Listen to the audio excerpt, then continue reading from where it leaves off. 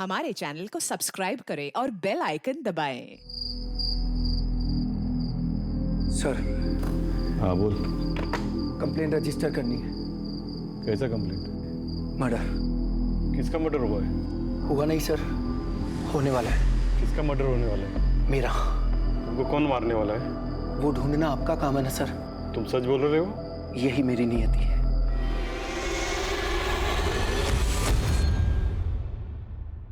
नियति, इस एक शब्द के इर्द गिर्द इंसानी जीवन का ताना बाना बना हुआ है। नमस्कार, आदाब, मैं अनूप सोनी क्राइम पेट्रोल सतर्क के ब्लैक हेडलाइंस अध्याय के आज के एपिसोड में आप सबका स्वागत करता हूं। आज की इस चौंका देने वाली ट्विस्ट और टर्न से भरपूर कहानी में आप नियति का वो खेल देखेंगे जो वाकई में हम इंसानों के वश में नहीं।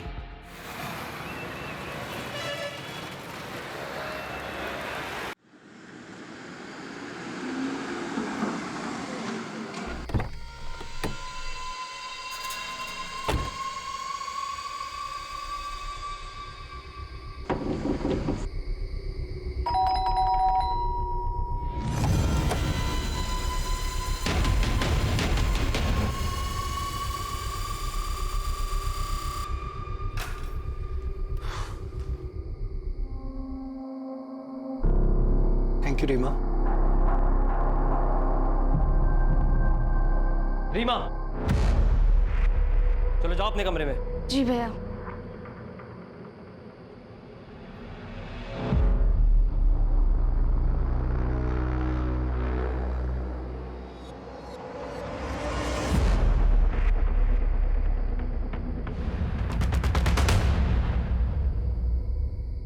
ये आयुष की हरकतें खानदान की नाक कटवा देगी। किसका खानदान? मेरा या आपका?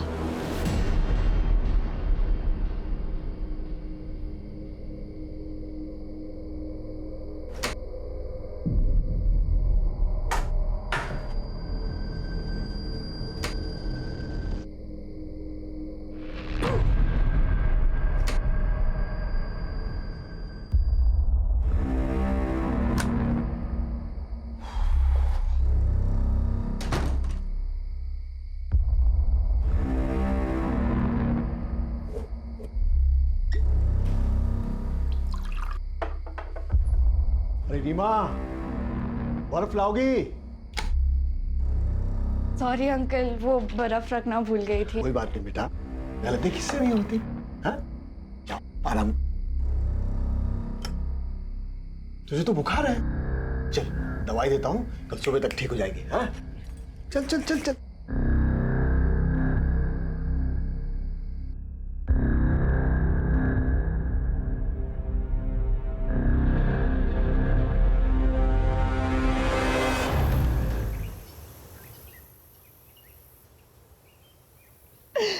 मम्मी, मोहित बहुत बुरा है। मैंने उस पर कितना भरोसा किया था। उसके कहने पर उसके साथ घर छोड़ के भाग गई, उससे शादी की। मैंने बहुत बड़ी गलती कर दी मम्मी। काश मैंने आपकी बात मान ली होती। अब मैं उसके पास कभी वापस नहीं जाऊंगी। नंदी, ये क्या है नंदी? हमारा थोड़ा झगड़ा क्या हो गया, तुम घर छोड़कर चली आई। चलो कोई बात नहीं, घर चलो। नहीं, मैं कह रहा हूं ना, घर चलो। नहीं आऊंगी मैं कह रहा हूं। हाथ मत लगा मेरी बहन को। वो मेरी पत्नी है, समझा तू? चल चल निकल अब। अरे एक मिनट, अब मैं दिखाता हूं कि मैं क्या कर सकता हूं। किसी को नहीं छोड़ूंगा। जा, मत छोड़ना, जा निकल। अब मैं बताता हूं, रुक। आयुष भैया,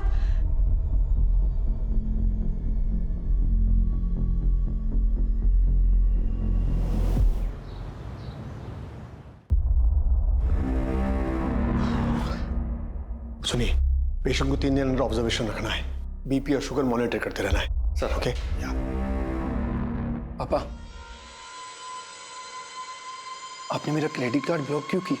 पैसे खर्च करने की एक लिमिट होती है। लेकिन आपकी दी हुई लिमिट में ही तो कर रहा हूं ना पापा। 1 महीने का खर्च 1 हफ्ते में कर रहे हो। लेकिन किसी इंसान के नो मोर आर्ग्यूमेंट्स। आप अपनी मनमानी कब तक करते रहेंगे पापा? जब तक जिंदा हूं तब तक। सर वो प्रदीप जी अपने अकाउंटेंट। क्या हुआ उनको? सर जल्दी चलिए सर।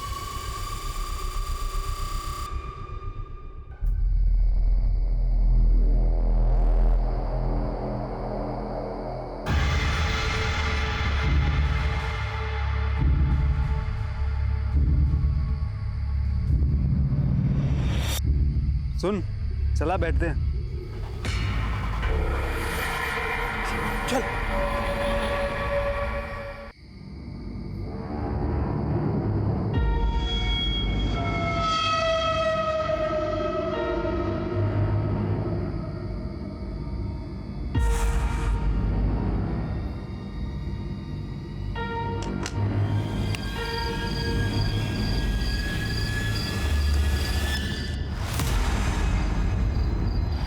कौन? कौन है तू? ए, पीछे हटो, पीछे हटो कह रहा हूं मैं। तू?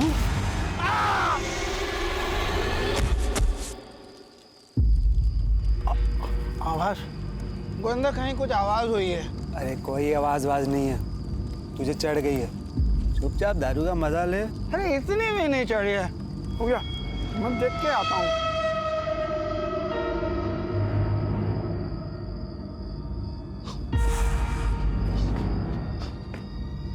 सब सब सब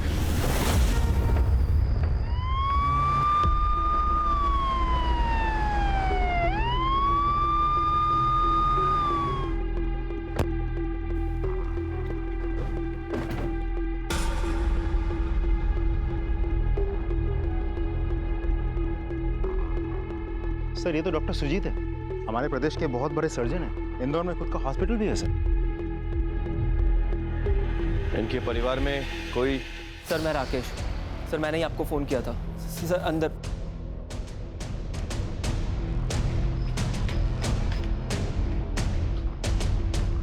मध्य प्रदेश के जाने माने डॉक्टर सुजीत, उनकी पत्नी मालिनी और उनकी बेटी नंदिनी की बर्बरता से की गई हत्या से सभी घबरा गए थे। सवाल यह था कि एक डॉक्टर और उसके परिवार वालों की किसी से ऐसी क्या दुश्मनी थी कि इतने वहशियाना तरीके से उन सब की जान ले ली गई। आखिर क्या था इस भयंकर हत्याकांड का राज, और किसने इस जघन्य अपराध को अंजाम दिया था और क्यों?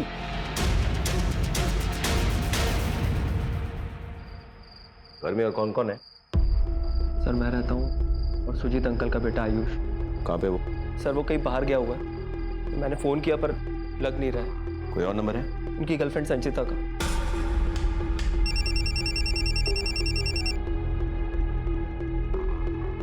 राकेश भैया। जी राकेश भैया। संचिता, आयुष है? आयुष तो नहीं है। हाँ एक मिनट। हाँ नाम लो, शैतान हाजिर। राकेश भैया का फोन है, तुम्हारा फोन नहीं लग रहा है, बात करो। हाँ राकेश। कहाँ है यार तू? जल्दी आ, यहाँ बहुत गड़बड़ हो गई है, पुलिस भी आई हुई है। क्या? Hey Ayush, thank you so much यार हेल्प करने के लिए। अरे यार ये सब बातें बाद में करना, आयुष के घर पे पुलिस आई है। चल यार जल्दी। क्या पुलिस? हाँ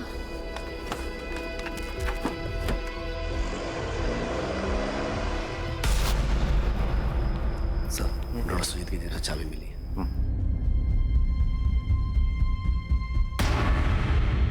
कौन कौन काम करता है इस घर में? साहब मैं वॉचमैन ही करता हूँ और माला यहाँ काम करती है जो दिन में ही चली जाती है। घर में इतनी बड़ी वारदात हो गई, कहाँ पे थे तुम? अब मैं इनके पास था। इनके साथ कहाँ पे थे? बगल वाले बंगले में। तुम्हारे साथ था? हाँ साहब, ये मेरे साथ ही था। क्या कर रहा था वहाँ पे? ऐसे दारू पी रहा था? नहीं। बाहर का मेन गेट तो खुला हुआ था क्योंकि तुम बगल वाले बंगले में दारू पी रहे थे, लेकिन अंदर का जो ये दरवाजा है घर का, ये बंद था या खुला था? बंद था साहब। पक्का? पक्का।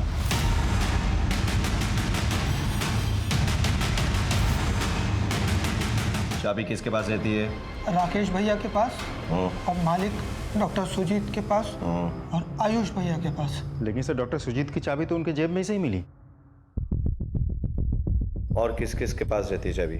मालकिन तो घर पर ही रहती है और नंदिनी दीदी की शादी हो गई इसलिए चाबी उनके पास नहीं रहती। झूठ नहीं। नहीं साहब, झूठ नहीं बोल रहा हूँ सर। कुछ तो गड़बड़ है। घर में घुसने का रास्ता एक ही है। तो महेंद्र, एक काम करो, तुम आसपास पता करो, देखो कोई एटीएम है या कोई दुकान है, कोई सीसीटीवी हो तो उसका फुटेज निकाल, मुझे चेक करनी है, very important. Something is not right.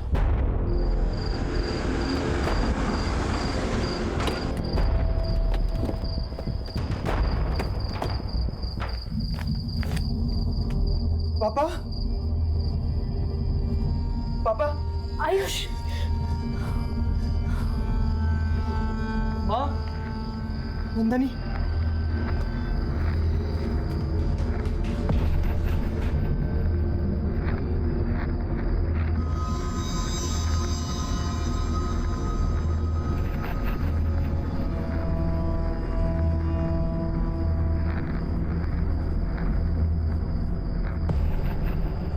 Rakesh, Reema गए, ठीक तो नहीं वो? हाँ, मैं भोपाल कल हॉस्टल से लौटा था।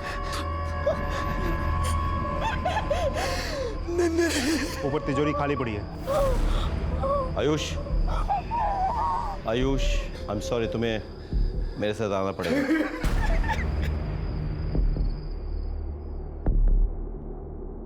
क्या था इस तिजोरी में? सर, हमारे पुश्तैनी गहने और यही कुछ घर खर्च के पैसे। कितने? 5-10 हज़ार रुपए। पापा उससे ज्यादा रखते भी नहीं थे। इन गहनों के कोई फोटोग्राफ्स हैं? नहीं सर, ये गहने तो माँ ने बहुत साल पहले ही पहनना छोड़ दिया था। हाँ ठीक है, लेकिन कोई पुराना फोटोग्राफ जब आपके माँ ने गहने पहने हुए हो, मतलब जैसे शादी की फोटोग्राफ्स होती हैं। हाँ, एल्बम में शायद मिल जाए। Good good.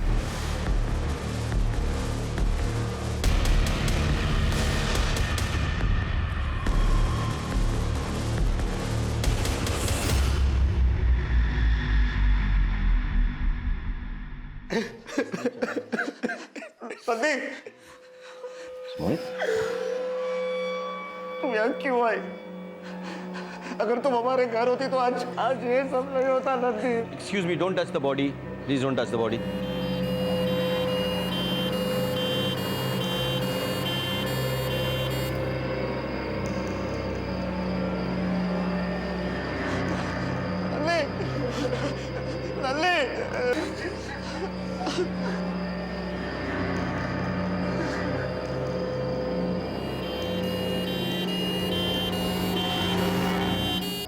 फैमिली मेंबर्स की सीडीआई रिपोर्ट निकालो, हो सकता है कोई सुराग मिले। और एक टीम को डॉक्टर सुजीत के अस्पताल भेजो, पता करो किसी इलाज में कोई प्रॉब्लम हुआ है कि नहीं। आजकल ऐसे केसेस बहुत हो रहे हैं जहाँ पे अगर कुछ हो जाता है तो पेशेंट्स डॉक्टर को जिम्मेदार ठहराते हैं और हंगामा करते हैं। Okay, let's go down with, come on sir.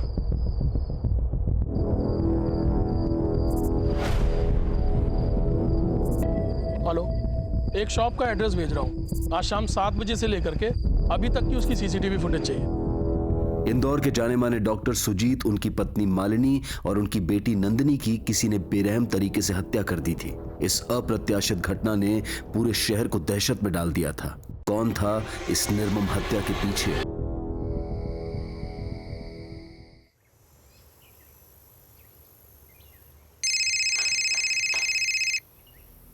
Rakesh भैया, आपका फोन बज रहा है। राकेश जी, मैं भोपाल के गर्ल्स हॉस्टल से बोल रही हूँ। जी। हमने आज अटेंडेंस ली तो पता चला कि रीमा हॉस्टल में नहीं है, और लड़कियों से पूछताछ की तो पता चला कि वो तो कल रात से ही गायब है। ऐसे कैसे हो सकता है? कहाँ है वो? आप लोग सो रहे थे क्या? उसके मोबाइल पे फोन करो। उसका मोबाइल उसके पिलो के नीचे से मिला है। मैंने लोकल पुलिस को इन्फॉर्म कर दिया है।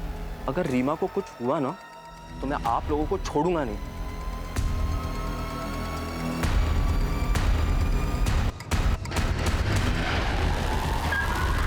जैन सर।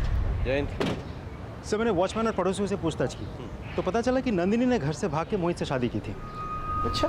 ये सर, दोनों के बीच इन दिनों काफ़ी झगड़े चल रहे थे। जब नंदिनी को अपनी गलती का एहसास हुआ तो मायके वापस चली गई थी।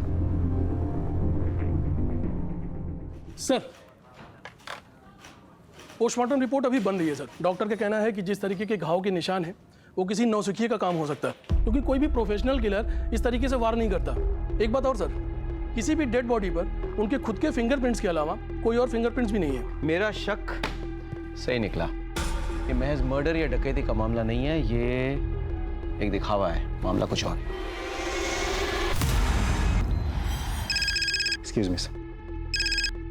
हेलो सर, एक इंफॉर्मेशन देनी है। एक मिनट, बोलो। सर, राकेश की बहन रीमा अपने गर्ल्स हॉस्टल से गायब है। राकेश से बात की?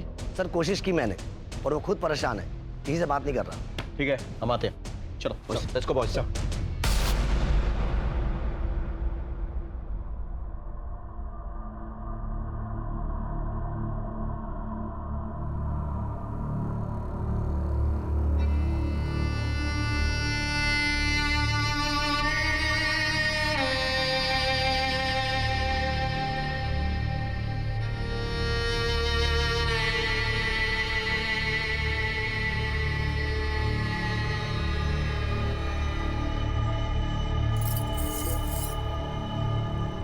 ये देखो,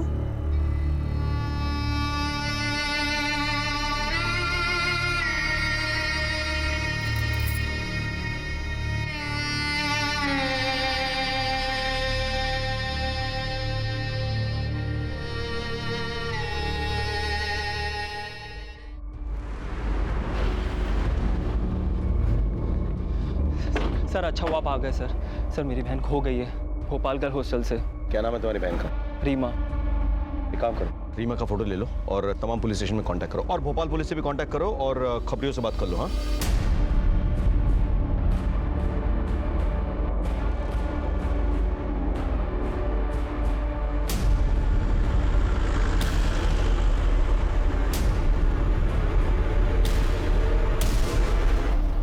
जैन सर।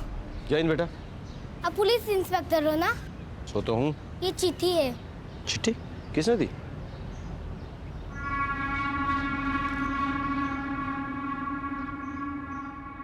नमस्ते साहब। नमस्ते। मेरा नाम माला है। अच्छा। मैं यहाँ काम करती हूँ।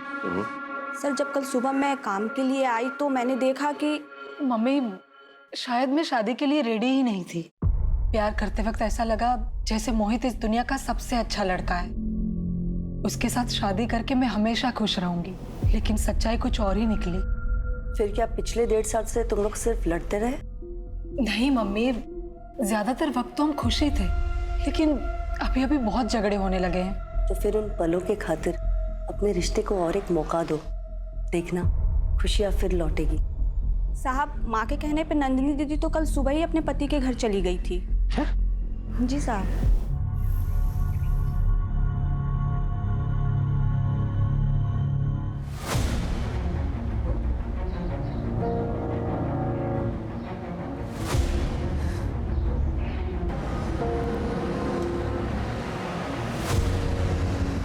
एक्सक्यूज मी, आप मुझे लिफ्ट दे सकते हैं? आइए बैठिए।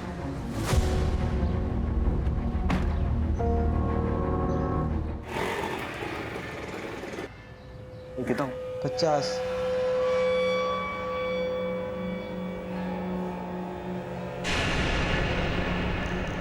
सर, आप यहाँ? हमें तुमसे कुछ बात करनी है मोहित। हाँ हाँ, अंदर आइए ना। आइए सर।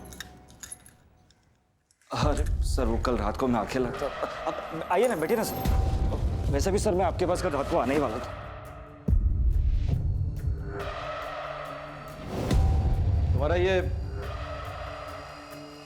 तुम्हारा शर्ट रह गया। तुम नंदिनी से आखिरी बार कब और कहाँ मिले थे? सर मुझसे एक गलती हुई है। कल नन्नी यहाँ आई थी।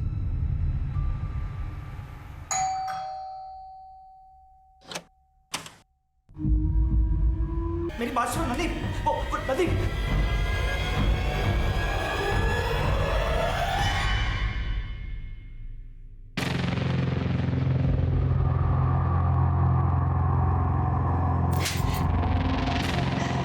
मैंने कभी नहीं सोचा था कि तुम इतना नीचे गिर जाओगे। सर, अगर मैंने वो गलती नहीं की होती तो आज मेरी नंदी जिंदा होती। सर, ये कल कितने बजे हुआ? कुछ दोपहर के 2-2:30 बजे हुए। नंदिनी का मर्डर लगभग 9 बजे के करीब हुआ, राइट? 2 बजे और 9 बजे के बीच में तुम्हें टाइम नहीं मिला नंदिनी को कांटेक्ट करने का? सर मैंने उसे काफी फोन की पर उसने मेरा एक भी फोन नहीं उठाया और उसके बाद मुझे तुरंत नंदिनी की मौत की खबर मिली सर।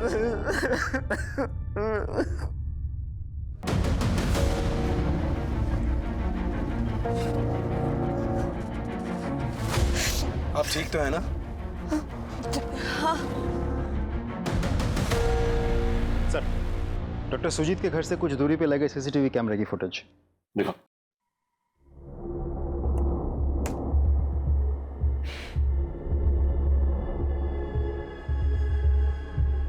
इससे कुछ पता नहीं चल रहा है। ये तो ऑटो रिक्शा में लोग आते जाते देख रहे हैं बस। इस केस के तमाम पहलू अनक्लियर है। एक काम करते हैं कि इसकी एक एक कड़ी को जोड़ते हैं। अब तक हमें क्या पता है? पोस्टमार्टम रिपोर्ट के मुताबिक ये मर्डर किसी अनप्रोफेशनल यानी एमेचर ने किया है। मर्डर के दिन घर का वॉचमैन बगल वाले बंगले के वॉचमैन के साथ दारू पी रहा था। घर का दरवाजा खुला हुआ था, लेकिन जबरदस्ती घुसने की कोई निशानी नहीं। तिजोरी खुली पड़ी थी, गहने गायब। किसी ने इसे डकैती और मर्डर का रूप देने की कोशिश की, लेकिन तमाम सर्कमस्टेंशियल एविडेंस यही कहती हैं कि ये गलत है। अच्छा, डॉक्टर और उसके फैमिली की किसी के साथ कोई जाती दुश्मनी थी? नहीं सर। हॉस्पिटल में किसी के साथ कभी कोई लड़ाई हुई हो? सर, हमने हॉस्पिटल में जाके पूछताछ की तो डॉक्टर सुजीत सर को लोग भगवान की तरह पूछते थे और सर से कभी कोई गलती नहीं हुई, ना ही डायग्नोसिस में और ना ही ऑपरेशन में। 100% रिकॉर्ड था उनका। डॉक्टर सुजीत अपने स्टाफ को बहुत मानते थे, इनफैक्ट अपनी फैमिली की तरह मानते थे। सर, हॉस्पिटल के सारे स्टाफ तो डॉक्टर सुजीत की बहुत तारीफ कर रहे थे। सर, सीडीआर रिपोर्ट आ गई सर। रिपोर्ट के मुताबिक जिस वक्त ये घटना हुई उस वक्त मोहित अपने घर पर था और आयुष का मोबाइल स्विच ऑफ था सर, और राकेश ठीक उसी वक्त घर पर आया था। टाइम में सर थोड़ा आगे पीछे है। आयुष का मोबाइल स्विच ऑफ होना कोई इत्तेफाक नहीं हो सकता। एक काम करो, राकेश और आयुष पे नजर रखो। उनकी बहन रीमा का कुछ पता चला? सर, अभी तक तो नहीं।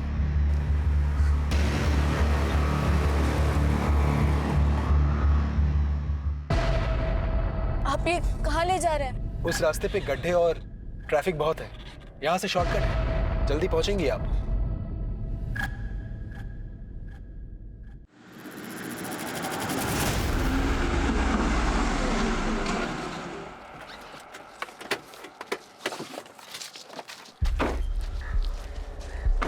चलो अंदर चल के थोड़ा आराम करते हैं, फिर चले जाएंगे। मुझे लेट हो रहा है।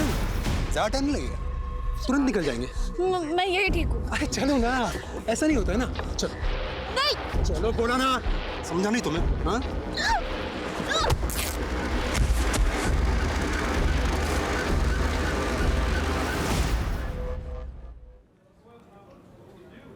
सर, मैं अंदर आ सकता हूँ?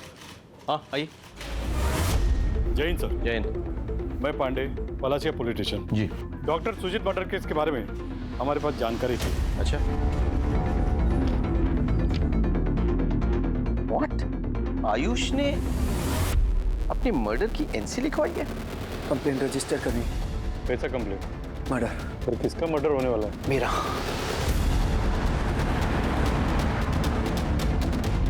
आयुष।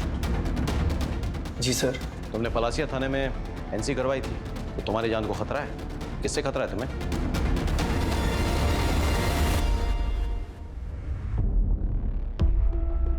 मतलब तुम्हें डॉक्टर सुजीत से खतरा था? कहीं ऐसा तो नहीं कि डॉक्टर सुजीत तुम्हें मार डाले, इस डर से तुमने उन्हें पहले मार दिया?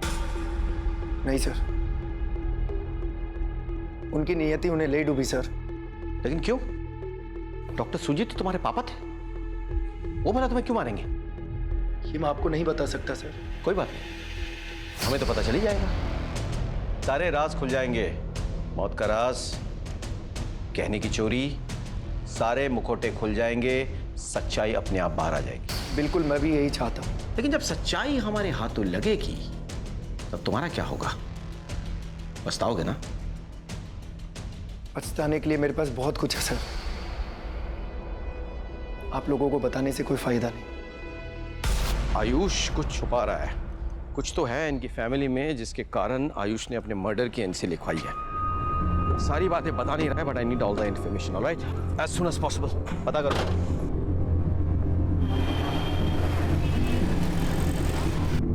राकेश भैया, राकेश भैया, राकेश भैया। क्या हुआ तुम्हें? तुम्हारी वजह से घर में सब लोग कितना टेंशन में थे। सब ठीक तो है ना? आयुष, ये देखो।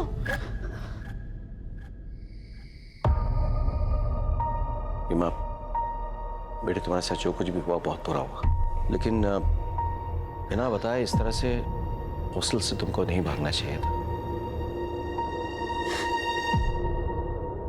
टीवी पर खबर देखी तो पता चला कि अपने घर में 3 मर्डर हुए। मुझे कुछ समझ में नहीं आ रहा था मैं क्या करूं। बहुत घबरा गई थी। हॉस्टल वालों को पूछती तो जब तक राकेश भैया लेने नहीं आते तब तक वो मुझे नहीं निकलने देते। इसलिए मैं किसी को बिना बताए चला रही। बेटे तो सब ठीक हो जाएगा, हम लोग हैं, will take care of you, ठीक है? डरो मत। बेटे तुम्हारे भैया कहाँ पे हैं? वो सुजीत अपने आप को डॉक्टर कहलाता था।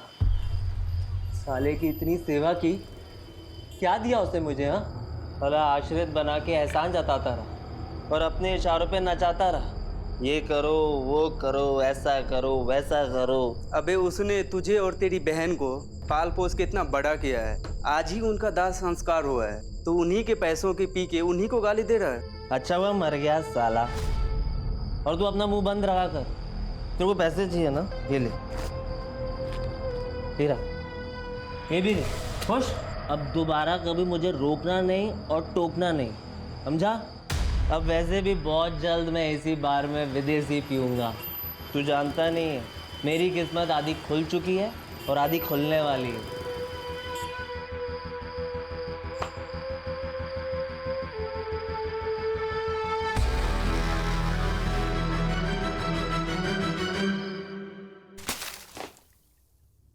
नशा उतरा?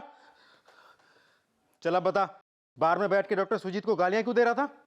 और तेरे पास 2-2 हजार के नोट कहां से आए रे? सर सुजीत बहुत खराब आदमी था, गंदा था वो। मेरी बहन रीमा को दवा के नाम पे नींद की गोलियां देता था। चल दवाई देता हूं, कल सुबह तक ठीक हो जाएगी। हाँ चल चल चल चल। और देर रात उसके कमरे में जाकर उसको इधर उधर हाथ लगाता था।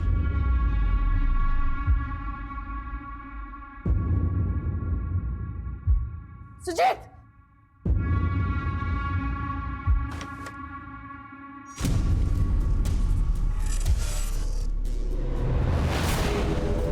तुम अपनी बहन को कहीं और रखो, किसी गर्ल्स हॉस्टल में।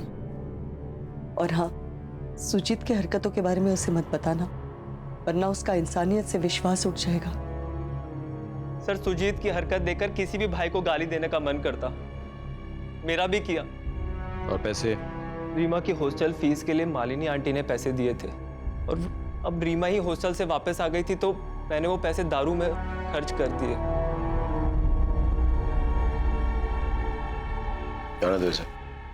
चरित्र, किसी भी गुनाह के पीछे सबसे ज्यादा अहम होता है उसमें शामिल लोगों का चरित्र। और डॉक्टर सुजीत के चरित्र पर हुए पर्दाफाश ने तो जैसे पुलिस को भी सकते में ला दिया था। एक एक करके इस केस में शामिल सभी लोगों के असली रंग पुलिस के सामने आ रहे थे।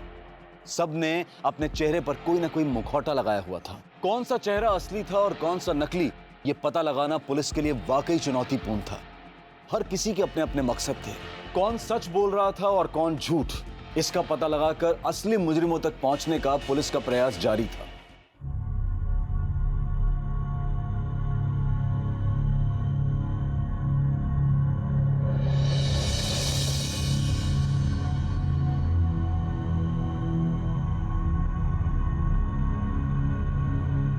सर लिस्ट में जितने भी नंबर्स हैं। सर, डॉक्टर सुजीत के हॉस्पिटल से उनके अकाउंटेंट का फोन आया था। वो आपसे कुछ अर्जेंट बात करना चाहते हैं सर। सर, उस दिन मैंने डॉक्टर सुजीत सर को 15.5 लाख कैश बैंक में डिपॉजिट करने के लिए दिए थे। क्या हुआ प्रदीप? हाँ अरे तुम्हें तो पसीना आ रहा है। 1 महीने पहले तुम्हारी एंजियोप्लास्टी हुई है, तुम इतना केयरलेस कैसे हो सकते हो? जरूर तुम्हारा बीपी बढ़ गया होगा। सिस्टर, मैं एडमिशन करने की तैयारी करो और जो दवाई लिख के दूंगा वो इन्हें देना है। 3 दिन तक कोई काम नहीं करनी है। सर पहले मैं बैंक में कैश डिपॉजिट करके आऊँ। बहुत बड़ी अमाउंट है सर, 15.5 लाख। फिर आके मैं एडमिट हो जाऊंगा। बैंक में कैश ही डिपॉजिट करनी है ना, तो मैं कर दूंगा घर जाते वक्त। चलो तुम चलो मेरे साथ। मुझे हार्ट प्रॉब्लम है, इसलिए किसी ने मुझे बताया नहीं कि सुजीत सर और उनकी फैमिली का मर्डर हो गया है। लेकिन जब मुझे पता चला तो मैंने सबसे पहले बैंक अकाउंट चेक करवाया, लेकिन बैंक के स्टेटमेंट के मुताबिक उसमें वो 15.5 लाख नहीं है। हाँ सर, डॉक्टर सुजीत आए थे कैश डिपॉजिट कराने के लिए, पर सर ट्रांजैक्शन का वक्त ख़त्म हो गया था तो हम उनका कैश डिपॉजिट नहीं कर पाए। कितना कैश डिपॉजिट करने आए थे वो? सर उन्होंने कुछ बताया नहीं कितना कैश था। कोई था उनके साथ या अकेले आए थे? सर वो अकेले ही आए थे, कोई भी साथ में नहीं था। जिस दिन डॉक्टर सुजीत की हत्या हुई थी उस दिन वो 15.5 लाख रुपए लेकर घर आए थे। कहाँ है वो पैसे? 15.5 लाख? सर पापा इतने पैसे घर में कभी रखते ही नहीं थे। मैंने पूछा कहाँ है वो 15.5 लाख रुपए? सर मैं सच बता रहा हूँ, मुझे कुछ नहीं पता। अगर तुमसे कोई गलती हुई हो तो हमें बता दो, डरने की बात नहीं है, हम तुम्हारी मदद करेंगे। बताओ। लेकिन सर आप कौन से 15.5 लाख की बात कर रहे हैं? मुझे पता ही नहीं। मैं वही 15.5 लाख की बात कर रहा हूँ जो डॉक्टर सुजीत अस्पताल से निकालकर बैंक में डिपॉजिट करने गए थे और उसके बाद उसे घर लेके आए थे। सर एक ज्वेलर आया है, चोरी हुई गहने की जो फोटोज हमने भेजी थी उसके बारे में कुछ कहना चाहता है। बुलाओ उसे। सर अभी एक आदमी दुकान पर आया था, आपने जैसी पिक्चर भेजी थी वैसे ही पुराने गहने बेचने आया था जी। मैंने कहा कि पैसों की व्यवस्था करने के लिए थोड़ा समय दे दो। Very good. अब एक काम कीजिए, उससे कहिए कि आपको वो दुकान के पीछे मिले। जी। उसे कहना कि दुकान के अंदर सीसीटीवी कैमरा है। हाँ? और बिना कागजात की खरीदारी करेगा तो फंस जाएगा। जिस ज्वेलरी शॉप की तलाश में पुलिस लगी हुई थी, आखिरकार पुलिस को वो लीड मिल ही गई, जिससे वो ज्वेलरी भी मिली और वो चोर भी।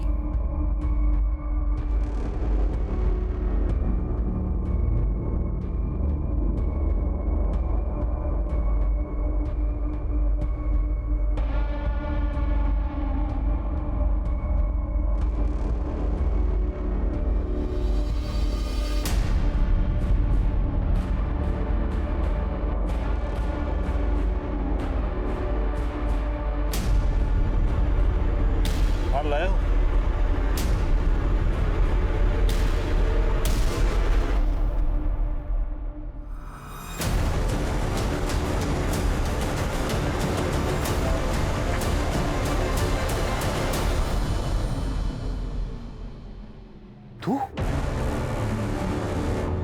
तूने गहने और उसके साथ कैश भी चुराया, और सिर्फ चुराया नहीं, तूने उस घर के 3 मेंबर को मार डाला जिन्होंने तुझे और तेरी बहन को आसरा दिया था। सर मैंने सिर्फ गहने चुराए हैं, ना मैंने मर्डर किया है और ना ही मैंने पैसे चुराए। सर वहाँ पे पैसे थे ही नहीं। सर मैं रीमा को भोपाल गर्ल हॉस्टल जब छोड़कर वापस आया,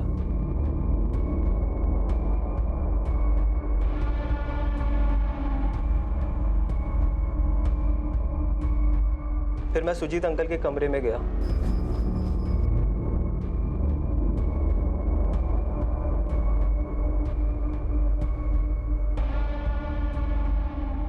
साहब मैंने मर्डर नहीं किया साहब, मैंने मर्डर नहीं किया। इसकी पूछताछ जारी रखो अलग तरीके से। राकेश के सामान की छानबीन करो, उसकी बहन रीमा का भी। राकेश का कहाँ आना जाना है, किसके साथ उठना बैठना है, कहाँ मिलना जुलना है, हर चीज पता करो। कहीं ना कहीं कैश छिपाया होगा उसने। मोहित के घर भी छान मारो, संचिता के घर भी सर्च करो। ये 15.5 लाख कैश हमें मिलनी चाहिए। इस केस का सबसे बड़ा ट्विस्ट है वो 15.5 लाख रुपए। सीडीआर रिपोर्ट के मुताबिक मर्डर के दिन डॉक्टर सुजीत की मूवमेंट क्या थी? सर डॉक्टर सुजीत पहले अपने हॉस्पिटल से निकल के बैंक गए और फिर बैंक से अपने घर पर पहुंचे, और घर पे गहने रखे थे। इसकी खबर राकेश को थी, आयुष को थी। राकेश ने गहने चुराए, लेकिन ये कैश, ये 15.5 लाख कैश ना हमें राकेश के पास मिले, ना आयुष के पास, और ना ही मौका वारदात पे आए मोहित के पास। एक काम करो महेंद्र, अस्पताल और बैंक के सीसीटीवी फुटेज निकालो, मुझे चेक करना है। सर आपका शक सही निकला। डॉक्टर सुजीत की फैमिली में वाकई बहुत राज छुपे हैं। एक्चुअली इनकी फैमिली का एक राज है सर। कैसा राज? आयुष सुजीत का अपना बेटा नहीं है, वो मालिनी की नाजायज औलाद है। सुजीत मालिनी के पिता के हॉस्पिटल में जूनियर डॉक्टर था। मालिनी अपने प्रेमी से प्रेग्नेंट हो गई, प्रेमी भाग गया। इज्जत बचाने के लिए मालिनी के पिता ने मालिनी की शादी सुजीत से कर दी। सुजीत ने भी प्रॉपर्टी के लालच में मालिनी से शादी कर ली। सुजीत मालिनी को खुश रखने की कोशिश करता था, पर वो सब दिखावा था। वो तो मालिनी के पैसे लेकर अय्याशी में उड़ा दिया करता था, इसलिए उन्होंने विल बनाने की बात की। मैंने ही विल बनाई थी। विल के अनुसार 25 साल पूरा होते ही आयुष पूरी प्रॉपर्टी का मालिक बन जाएगा। कुछ समय के बाद मेरे पिता के दोस्त इस दुनिया को छोड़ गए। सुजीत को विल का पता चला और तब से उसकी आंखों में आयुष और मालिनी खटकने लग गए। मुझे पता था सर कि आपको पता लग ही जाएगा, लेकिन सच तो यह है कि मेरे बाप ने मेरी मां को इतना टॉर्चर किया था कि मेरी मां एक अलग ही जोन में चली गई। वो इतनी गुमसुम रहने लगी थी, कभी किसी से बात ही नहीं करती थी। पूरी दौलत हथियाने में सबसे बड़ी रुकावट सिर्फ और सिर्फ मैं ही था। कहानी इंटरेस्टिंग है, लेकिन इससे तुम बेगुनाह साबित नहीं हो जाते, बल्कि और बड़े सस्पेक्ट बन जाते हो। तुमने डॉक्टर सुजीत को मार डाला। मालिनी और नंदिनी ने वो देख लिया, यानी कि वे विटनेस बन गए। मजबूरन तुमने उन विटनेसेस को खत्म कर डाला, है ना? एक भरे पूरे परिवार की हत्या, 15 लाख रुपए की चोरी, रीमा की इज्जत पर की गई घिनौनी कोशिश। ऐसा लग रहा था जैसे पुलिस एक साथ कई केसेस सॉल्व कर रही थी। इन सब की कड़ी एक दूसरे से बड़े ही पेचीदा तरीके से जुड़ी हुई थी। पर अब सवाल यह था कि क्या पुलिस इस गुत्थी को सुलझा पाएगी?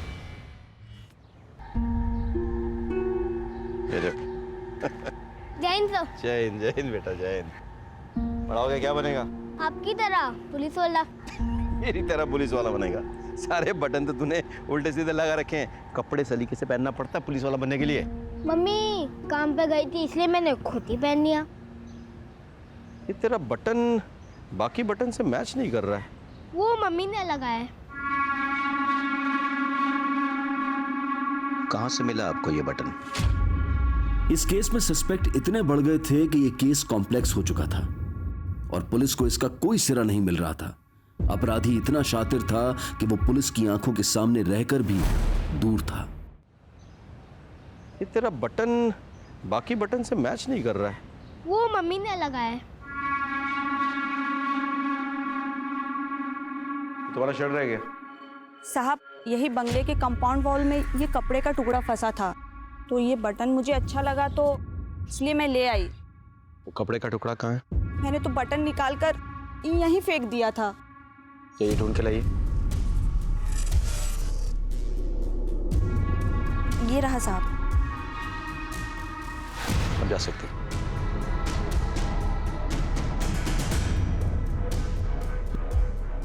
सर, ये शर्ट का टुकड़ा मेरा नहीं है। फॉरेंसिक के रिपोर्ट से साबित हो जाएगा ये टुकड़ा तेरे शर्ट का ही है। बोल डाल, सच बोल। सर, मैंने सोचा कि मायके जाकर उसके साथ एक बार बात करता हूँ, उसे फिर से घर लाता हूँ। बस उस रात को मैं उसके घर गया था। नन्नी, नन्नी, ये नन्नी,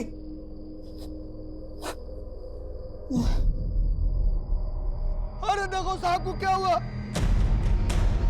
देखो देखो साहब को क्या हुआ, ऊपर देख रहे।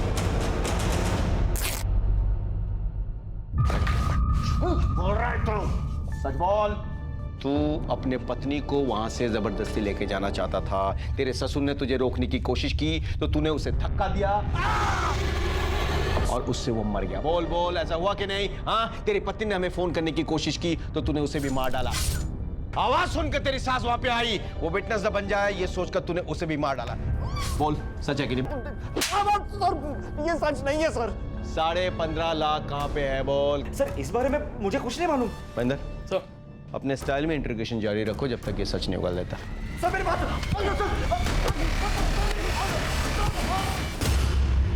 सर,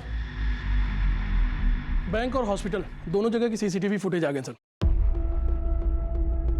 सर ये बैंक का फुटेज है।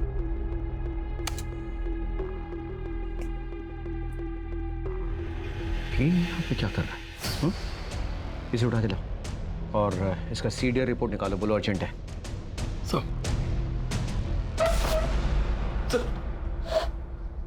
सर मुझे यहाँ क्यों लाया? मैंने क्या किया? तूने क्या किया? तूने पैसे चुराए। कौन से पैसे? 15.5 लाख रुपए जो तूने डॉक्टर सुजीत से चुराए। कहाँ पे है वो पैसे? सर मुझे नहीं पता। नहीं चुराए? हाँ? तू जानता था डॉक्टर सुजीत 15.5 लाख रुपए कैश लेकर बैंक गए, पता था कि नहीं? नहीं सर। महेंद्र इसे क्लिप दिखाओ जरा।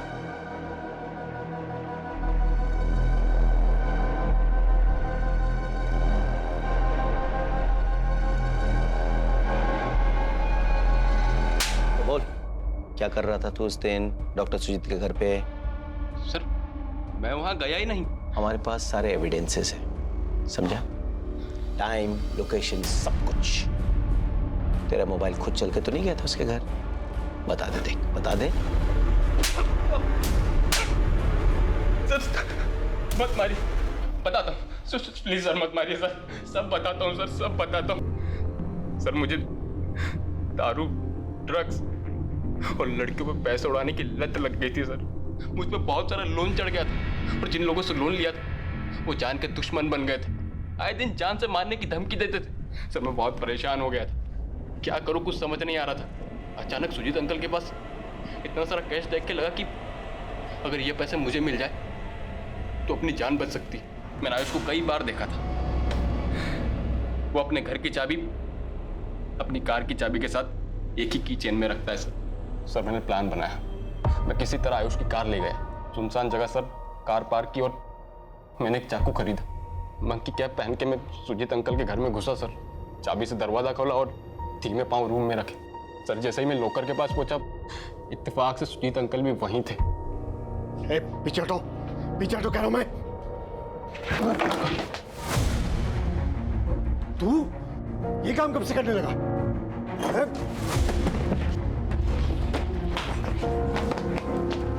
उन्होंने मेरा चेहरा देख लिया सर। अब अगर उन्हें नहीं मारता मैं तो वो सबको मेरा नाम बता देते। बचाओ! बचाओ! उन्हें मारना जरूरी हो गया था सर। नहीं, बैग मुझे दे दो। नहीं दूंगा। अरे मैं कह रहा हूँ बैग मुझे दे दो। मैं फटाफट पैसे लेके भागने की कोशिश कर ही रहा था कि नंदिनी और मालिनी आंटी ने मुझे देख लिया।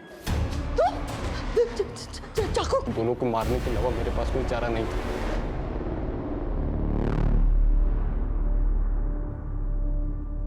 जीवन के बुनियादी रिश्तों को दांव पर लगाने वाले इस उलझे हुए केस को पुलिस ने अपनी मेहनत और सूझबूझ से सुलझा दिया। असली अपराधी को सबूतों के साथ अदालत में पेश किया और उन्हें कानून से सख्त सजा दिलवाई। इन सब का नतीजा देखकर तो एक ही बात मन में आती है कि काश इन लोगों ने थोड़ी सतर्कता दिखाई होती। काश डॉक्टर सुजीत और आयुष ने अभिषेक के पैसों के लालच को समझा होता। काश नंदिनी लव मैरिज को सुलझे हुए ढंग से हैंडल करती। काश रीमा सुजीत के मन में छिपे हुए पाप को जान पाती।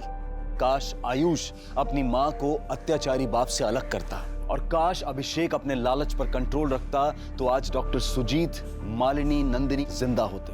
ये लोग तो सतर्क नहीं रहे, लेकिन आप और हम सतर्क रहकर आने वाले खतरे से अवश्य बच सकते हैं। अब मैं अनूप सोनी आपसे विदा लेता हूं। आपसे फिर मुलाकात होगी क्राइम पेट्रोल सतर्क के ब्लैक हेडलाइंस अध्याय में एक और नए केस के साथ। और याद रखें, क्राइम और आपके बीच में सिर्फ इतना फर्क है कि आप कितने सतर्क हैं। सतर्क रहें, सुरक्षित रहें। जय Hind. For more updates, subscribe to our channel, click the show links and enjoy watching the videos.